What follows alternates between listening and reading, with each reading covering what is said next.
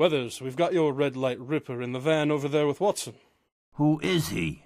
Mr. James Martin, also known as Professor Marty. Professor Marty? The math godfather? One and the same. Holmes, I hope you have some evidence to prove this. You said the valet attendant is a student at the university, correct? Yes, but not mathematics. What then? Computer science, I believe. Which requires taking a lot of math. Holmes, that's a stretch. Come on, you can't just go blaming this imaginary mobster every time you have trouble solving a case. Imaginary? Well, I haven't seen any evidence yet. What about the museum robbery? For all I know, you're the mastermind and you set the whole thing up. All right then, what if I told you the location of the warehouse where he was keeping the women, and I gave you a recording of him confessing to the crime? I would say that could potentially be some decent evidence. I sewed a tape recorder inside my jacket and captured every word he said. Nice work.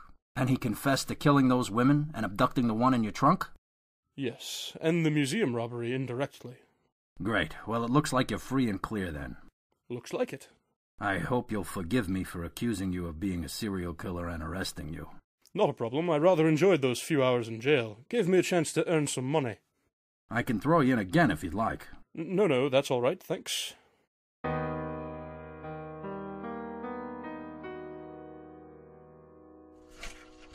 So, they sentenced Professor Marty today. Ah, yes, so I heard. Did you go down to the courthouse for the hearing? Of course, I wouldn't miss it. How long did they give him? Well, they had a little trouble with the murder charges. Apparently he didn't actually do the killing, one of his students did, and they had a hard time proving that he ordered it, etc. But your recording? Turns out I don't sew as well as I thought. The recorder fell out of a hole in my jacket when I was tripping and falling outside the van. The conversation inside didn't get recorded. So, what did they get him on then? Criminal conspiracy of some sort. Which gets him how many years? 10. Well, that's not so bad. It could be worse, I suppose. Yes. We could be lying dead in a ditch somewhere, the victim of your curiosity. Oh, come now, my dear Watson. You know I planned to get captured all along. You planned nothing of the sort. I knew you you'd got be waiting caught, at that and warehouse for luckily us, I and was I there knew to it help was you possible. escape.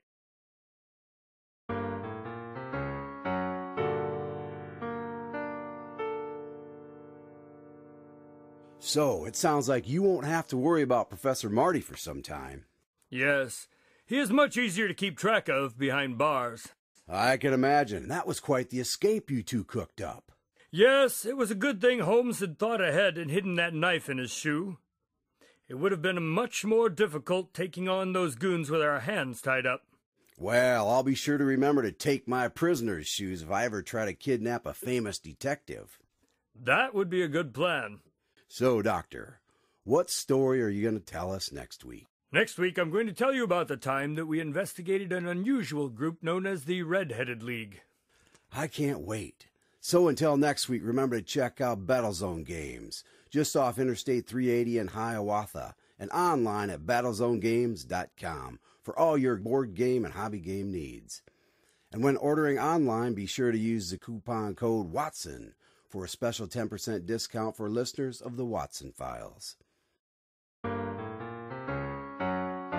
Tonight's Watson Files adventures were written by Scott Strosahl. Spencer Holmes and Dr. Watson were played by Michael Helgens and Greg Kilberger. Additional voices were performed by Steve Rimpici.